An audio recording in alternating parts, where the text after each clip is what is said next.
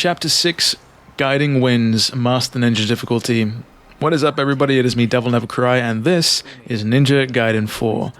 And you join me on our journey as we meander our way towards the end of this mission, nonchalantly. I keep saying mission, it's a chapter, but on the topic of missions, a bit of a PSA, public service announcement, though this probably is common sense. If you've got a bunch of tertiary missions and things you're trying to complete for the 100% of this game, don't do them on a Master Ninja difficulty run. I think the runtime for this video is going to be somewhere close to, I think, the ballpark of 16 to 18 minutes. In real time, this mission I think took me close to an hour to beat. Endgame time at the end of this chapter, I think we'll say about 40 minutes, but it took close to an hour, and that was primarily because I made the stupid decision of trying to knock out two birds with one stone, of going through the mission, trying to do all the side activities, trying to face off against, I believe, is it Onikawa, the Oni demon, trying to find the kunais, all that good stuff that doesn't need to be done on Master Ninja difficulty. And as a result, my rank at the end of this suffers quite considerably. I think this is going to be the worst rank I get throughout this run, primarily because of the amount of deaths, but also because of the amount of time. I'm not sure what I got for Mission 1. I might have actually done okay on Mission 1 despite dying like 85 times. I keep saying mission, I mean chapter. So yeah, just keep that in mind. Save your sanity and do it on a easier difficulty. The game definitely is not going to penalize you for that. And something else that I wanted to touch upon as well. I think in a previous video somebody mentioned, where's the Dark Dragon Blade? Unfortunately, this first recording batch of Master Ninja chapters I did before doing anything else like the boss trials or the combat trials. So for this first selection of chapters, I'm not going to actually have the Dark Dragon Blade, and I'm not going to have a maxed out health bar, which you could argue would make things easier, but we don't need it. But they'll come in the future as we end up coming back, because these encounters are apparently mandatory. I didn't realize. And the funny thing is that the battlefield behind me is completely empty, but the moment that we finish backtracking here and taking these enemies out, we try and progress forward, all of a sudden we're going to have a new wave of enemies to take out in front of the door, which was definitely a little bit infuriating. Didn't really make all too much sense, but is what it is. Later on in some of the other videos, you'll probably see me start doing some of the other cheesier tactics, like taking advantage of guillotine throws and abusing it where I can. Essentially, the guillotine throws are, as the name implies, it's a throw in midair, which basically allows you to throw enemies off of ledges where it will kill them outright. Even flying enemies like this. The alternative are moves that you can use on enemies near ledges that have a knockback effect, like the end of the Kurage Hiruko's standard attack string, where it ends with a bunch of explosives, or if you use the Bloodbind technique with the perfect timing, where they explode on impact, they will throw most enemies back, and if they're near a ledge, it'll take them out completely. I guess it's a bit of a mindset to get into, particularly with rank running. You're really not going for style. I mean, Ninja Gaiden was never a game about style, and the ranking system reflects that. Obviously, this ranking system is a bit different, but for reference, you're primarily ranked on, I think, 3 things here. You've got time, the amount of enemies that are defeated, as I take a sloppy death there, though technically not a death, just an item use, funnily enough. And I believe the amount of karma that you accrue. So time is quite self-explanatory. You want to get things done as fast as possible. I don't actually know the thresholds for time in terms of what is considered good, average, and bad based on each mission. I keep saying it, mission, I mean chapter. In terms of the enemies skipped, you obviously want to try and basically take out all of the enemies that you find, and that should definitely help give you a decent bump to your base score. And then when it comes to karma, doing things like intricate juggles and weapon switching, I believe doesn't actually affect your karma all too much. Like you're going to get roughly the same amount of karma for using things like obliteration techniques and ultimate techniques, assassinations, throwing enemies off ledges. So It's less about being super stylistic and more just about being efficient. And then you've got the things that add multipliers to that base score that you accumulate. I think we're gonna touch the shrine here for some health. Items and item use can affect your multiplier. The more items that you use, the basically worse that multiplier is going to be. Interestingly enough, the multiplier does not go down up to a certain point. So I think it's, I want to say maybe 3 items or under, potentially even 5 items or under. You can get away with it and it won't affect your ranking. You'll just have the 1.0 multiplier. If you get through a mission without using any items though, I think you're given a 1.2 times multiplier, which is interesting, I suppose. It technically means that you could suffer a couple of deaths, which will obviously affect your multiplier negatively. But provided you go for the no item route there, it could bring that score back up technically to the threshold of an S rank. In terms of like what the threshold is for an S rank, I believe it might be different per chapter, but I don't think it's like DMC where I think on Dante Must Die difficulty you needed, I think, close to 6 or just over 6,000 points, I want to say, which meant it was a pain, particularly on some missions in that game where style points just were accrued differently and retained differently. So yeah, keep that in mind here. There is a leaderboard which you can see people's sort of best times or best scores, which is quite cool. I thought that was a nice touch. But those are kind of standard for a lot of action and character action games at this point, I want to say. And it's a reason for people to try and... I said, do I get this? Okay, for a second I thought I missed this. No, I do. I totally do. Again, you see me doing weird things like trying to go the wrong way here because I am trying to genuinely find whatever secrets I can, much to my detriment. But you're going to see a lot of crossfades here, some of them in potentially in places that might not make sense. And it ultimately just is the way that this game's checkpoints work. There have been times where I've been respawned in places that kind of don't make sense. There's even... I don't know. I just don't want to come off as too negative because I keep mentioning like the checkpoints in this game are just miserable.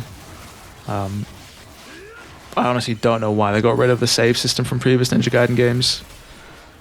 It would allow you to kind of save progress whenever you needed to and split up difficult encounters as and when, but conversation for another day. We're taking these guys out. There's not too many left. The whole situation with blood essence being used to give you back health, which doesn't really quite sit right with me because it just doesn't give you that much health back, if I'm honest. Doubly so on difficulties like this where you could probably inhale maybe 20 essences and absorb them to buff your health up, and I don't think it still would give you enough health to tank at least one hit, but it is what it is. We'll do a whole lot more platforming and then we're going to progress on. I don't think... I want to say maybe the Fuhaku Sanctum is probably the area with the most amount of like platforming and traversal. Like, they were a part of previous Ninja Gaiden games, but not to this extent. So, the conversation surrounding it has been quite interesting. I think some people tend to view it as a nice pace breaker. Others think it might be too much of a pace breaker and it just sort of ruins the flow of the game, but I digress. Well, I guess what we're doing here isn't technically normal. I'd be curious to know the amount of people, like percentage-wise, who've actually beaten Master Ninja. Or just even the percentage of people who beat games twice in a row, like back-to-back. You know, like going from normal, which is what I played on my first time through, and then immediately hopping straight into Master Ninja. Yeah, it's probably not something people do quite a bit, but like, it's been a long time since we've had a decent sort of action/character action game. I think the last one, the latest release of the last one, I think might have been Hi-Fi Rush, which was really cool. Shame what happened to Tango. You make a game that is financially successful and critically acclaimed as well. So review-wise, all successful, and then your reward for it is being basically dismantled as a studio, which don't Don't really think sits quite right with anybody. But I digress. As we progress on, and then I don't think we've got too many encounters left. We're going to be in another one of those scenarios where at the end of the chapter it's not going to be a boss fight, it's just going to be another gauntlet of enemies to basically tackle. So keep that in mind. Make sure you stay stocked up at the shrines too. These guys, I honestly don't know why I decided to fight these enemies. They go straight off the ledge though, as you can see. This is what I was talking about before, using the environment to your advantage. We're going to do the same to this guy as well, and yeah, there he goes. We do have a couple lanterns spawning in though. I'm trying to manipulate the camera there for a second, and I'm just like, where have they come from? And you know, just an unforced error on my behalf. Like, we don't need to be fighting these guys. Like, the platforming sequence is literally just there. But I digress. Wow, using the Take Minakata, that's very unlike me. Should have used the guillotine throw there. I would have thrown him straight off the edge and we would have been done with this. But it's fine. He's blocking things, we take his arm off, so he's basically ripe for a obliteration technique. But I'm not done just yet, it seems. Don't know why I'm using the bloodbind moves there, but maybe he needs the punishment. I see another enemy on the reticle there, but at that point, I wisen up and just move on. We don't need to fight these guys as we get swarmed by these enemies. I'm not actually sure what the name of those enemies are, to be fair.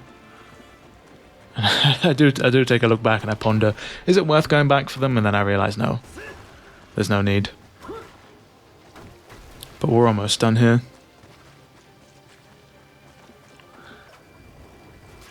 That was another cut because I died terribly here. You can kind of see me almost hesitant. There is a big enemy that spawns there that blocks the way, I believe. Thankfully not on this second platforming sequence. But we're going to move on and then we're going to slide through. I think those are a nice amount of respite. It's always good going through an area where you realise your enemies can't follow you. And it's always cool when games subvert that expectation and throw enemies there regardless. Much like was it the Resident Evil 2 remake that had Mr. X follow you potentially into a safe room? And there was always that sneaking suspicion it might happen in the remake of 3 with Nemesis, but I don't think it ever did. Instead, they just decided to remove the clock tower there and pretend like it was fine. Oh, we're almost done. This is one of those chapters I don't think there's an achievement for going through everything here successfully without hitting something. Although that actually might be a bit of a fib. I'm pretty sure there is one. But it's not too hard to obtain. Here I am just going around. I don't know why I did a loop of the battlefield. I'm just flexing on people and then we jump on this chain. Yeah, let me progress on. Chapter 12 has one for avoiding all the lasers. I want to say maybe chapter... Is it chapter 11? The one where you're in the sewers? It might be chapter 9 actually. That one's the bane of my existence because there's a sequence right at the very end where you have to avoid hitting anything during a falling sequence. But thankfully it's a chapter that's like 5 minutes long if you skip everything, so it's not too bad. Then I believe there's one in Tokyo as well for not hitting anything on one of the grind rails. Well, that might be chapter 2. Come on, Yakumo. There's nothing here. Again, I'm considering trying to find if there's anything else, but there isn't. There really isn't. So you don't have to be this cautious. I would say throw caution to the wind, but that might be a little bit too cheesy considering that's what we're riding on currently. I mean, physics be damned. I don't know how this makes sense, but then again, you know, materializing weapons out of blood probably doesn't stand up to the test of science either. So we'll not judge too harshly. But we're basically going to dive on into the final encounter here, just head first. Imagine if we just didn't flip out of this and we just dolphin dive straight into the ground. That would have been a quite an early premature end to Ninja Gaiden 4. As Ryu goes on to take the Dark Dragon by himself. Don't need anybody from the Raven clan. Maybe Tyran. Don't know why Tyran's not cooked the Dark Dragon at this point, considering that he's supposed to be the one who trained Yakumo, even though Yakumo's a prodigy, so to speak. But we know the playbook here at this point. Take out enemies however we want, get those blood essences spawning, and then eventually start chaining the on landings. Though I actually did a poor job there of not absorbing the essence, but wow, knocked straight out of the charge. That was annoying.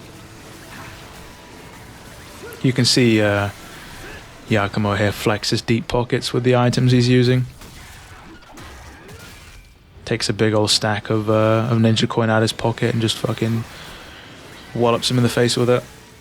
There is actually I believe an accessory that you unlock at the end, which I want to say uses your ninja coins, I think, for damage. Or it uses them for something. It's it evades me at this point, but it kind of ties into that, and it's very Platinum-esque in what it does. Though, if anything, I would have loved to have seen more sort of Bayonetta-inspired accessories here, but again, different kind of game, so to speak. As we take out this enemy, and I think we're halfway through the encounter. We're going to get a whole lot more spawning in here, yeah. We do have our Berserk gauge, as I almost get absolutely obliterated. And you know exactly what I'm going to do. Head straight into the arena and waste it on a Bloodbath Slaughter. Oh yeah. Didn't even take out the big enemies at the back who I was hoping for, but we've got enough essence to hit them with a level 2. Didn't quite reach there though, unfortunately, with that second one, which is a bit annoying. We do have some essence in the background though, so we can chain it if needed. But I think we're just going to raw dog it. I don't think we're even going to hit him with a UT at this point. Yeah, we're not. And that's the end of this encounter, I believe. Yeah, I'm looking around in a bit of disbelief at how quick that was. But we're going to destroy this statue, and then we're going to proceed towards the end of the chapter where more tragedy befalls Yakumo as he gives himself more years of bad luck. So, with all that said and done, it has been me, DevilNeverCry. I'd like to thank all of you for watching, and as always, I'll see you all next video.